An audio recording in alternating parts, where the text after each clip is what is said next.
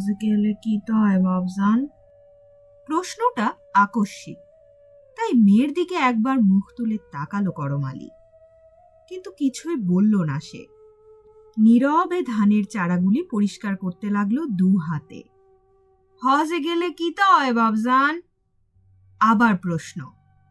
জবাব দিল না করমালি, তাকালো না এবার। হজে গেলে কি হয় বাবজান? কণ্ঠস্বরে আরো তাগিদ, আরো ব্যস্ততা। তোর মাতা হয় হারামজাদি। কপাল বেয়ে গড়িয়ে পড়া ঘামের ফোঁটাগুলিকে বা হাতের তালু দিয়ে মুছে ফেলে মুখ বিকৃত করল করমালি। কৌতূহলে ছোট্ট মেয়েটি বাবারে অর্থহীন রাগের ভয়ে চুপসে গেল।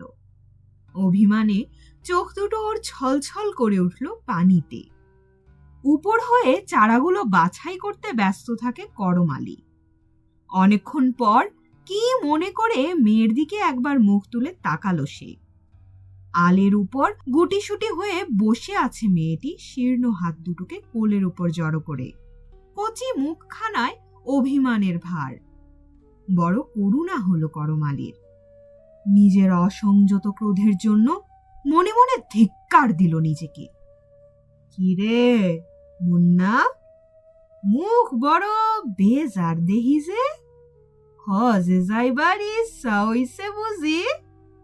যথাসম্ভব স্বরটাকে কোমলতর করতে চেষ্টা করলো করমালি। আশ্বাস পেয়ে নড়ে চড়ে বসলো মেয়েটি। হজে গেলে কি হয় বাবজান? পুরনো প্রশ্ন।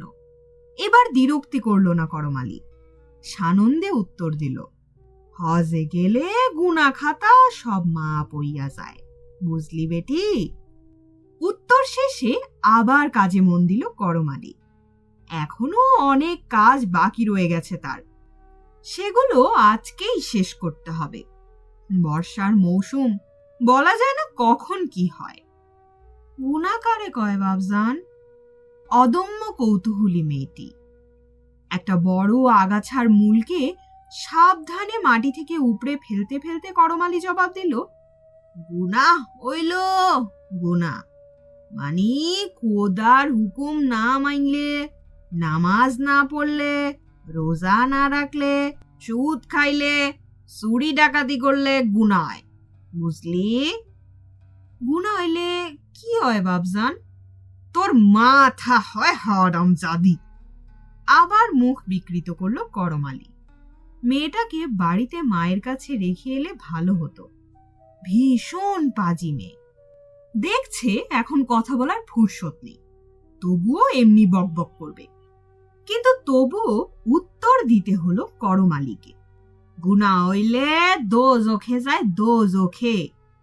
দোজখের নাম শুনে চোখ বড় বড় করে বাবার দিকে তাকালো মেয়েটি। ভ্রু কুচকিয়ে কি যেন ভাবলো কিছুক্ষণ, তারপর জিজ্ঞেস করলো, দোজখ কারে কয় বাবজান? এ আবার আরেক ফ্যাসাদ। না শোনার ভান করে প্রশ্নটাকে এড়িয়ে যেতে চাইল করমালি। একটা ছোট মেয়ের সাথে আর কাহা তো বক বক করা যায়, বিশেষ করে যখন কথা বলার একটুও ফুরসত নেই তার। দোজখ কারে কয় বাবজান? কপালের শিরাগুলো ফুলে উঠল করমালির। বিরক্তি ভরে দাঁতে দাঁত চাপল সে। জোরে একটা চড় বসিয়ে দেবে নাকি মেয়েটির গালে? আগাছার গোছাটা একপাশে ফেলে দিয়ে এবার সোজা হয়ে দাঁড়ালো করমালি। রক্তিম চোখে মেয়ের দিকে তাকালো এক পলক। দোজখ হইল দোজখ, যেখানে সারা দিন রাত আগুন জ্বলে, সাপ বিচ্ছু গিজ গিজ করে, আর মানুষের লাঠির বাড়িতে তুলা পেঁচা বানাইয়া ফেলায়। দোজখের বিভৎস চিত্রের কথা শুনে ভয়ে গুটিসুটি হয়ে বসলো মেয়েটি। এপাশে ওপাশে বার কয়েক ফিরে ফিরে তাকালো সে। গাটা কেমন ছমছম করে উঠল ওর এই দিন দুপুরেই। বেহেশত বড় সুন্দর জায়গা না বাবজান? আগাছাগুলোকে আলের উপর তুলে রাখতে রাখতে মৃদু স্বরে উত্তর দিল করমালি। পাটের দড়ি দিয়ে আগাছার আটিটাকে কষে বাঁধল সে। তারপর মেয়ের হাত ধরে বাড়ির পথে হাঁটতে লাগলো জোর পায়ে। কোলে উঠবি?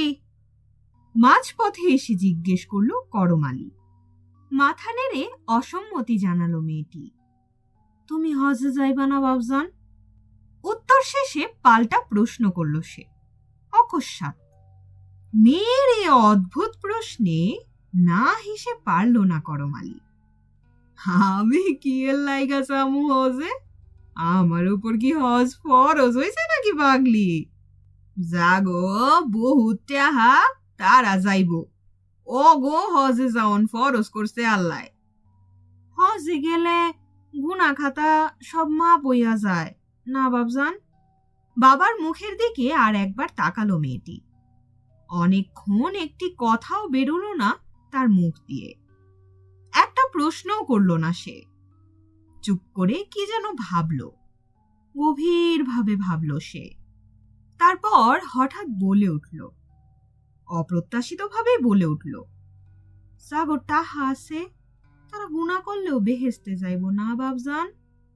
দ্রুত মেয়ের দিকে চোখ নামিয়ে আনলো করম আলী। একবার হাসতেও পারল না সে, রাগ করতেও না, শুধু ভাবতে লাগলো গভীরভাবে। শুনছিলেন অমর কথা সাহিত্যিক জহির রায়হান রচিত গল্প একটি জিজ্ঞাসা। পাঠে ছিলাম আমি তাফান্নুম তানজিম শিফা। গল্প ও গল্প পাঠ সম্পর্কিত যে কোনো মতামত এবং পছন্দের কোনো গল্প, কবিতা, উপন্যাস, নাটক আমার কণ্ঠে শুনতে আগ্রহী হলে কমেন্ট করে জানান। গল্পটি ভালো লাগলে বন্ধুদের সাথে শেয়ার করবেন, কারণ ভিউ, লাইক, সাবস্ক্রাইব আমাদের পরবর্তী কন্টেন্ট তৈরিতে অনুপ্রেরণা যোগায়। আমাদের আজকের আয়োজন এখানেই শেষ। সবাই সুস্থ থাকুন, শুনতে থাকুন গল্পযোগ।